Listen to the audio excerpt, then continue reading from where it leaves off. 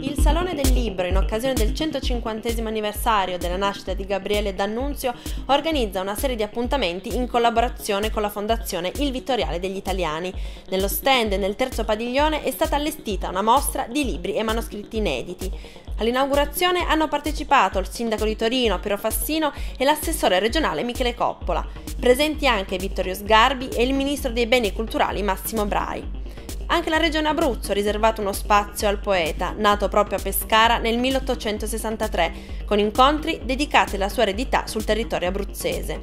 Tra i maggiori promotori delle iniziative su D'Annunzio, lo storico Giordano Bruno Guerri, grande conoscitore del poeta e presidente della Fondazione del Vittoriale.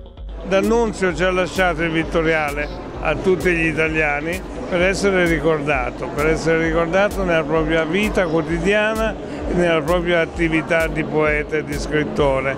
Per questo abbiamo voluto portare qua quello che riguarda la sua attività di scrittore, libri della sua biblioteca annotati da lui e autografi di recente acquisizione, fra cui quello importantissimo, il discorso del 1907 in morte di Carducci, dove lui si dichiarò nuovo Vate d'Italia.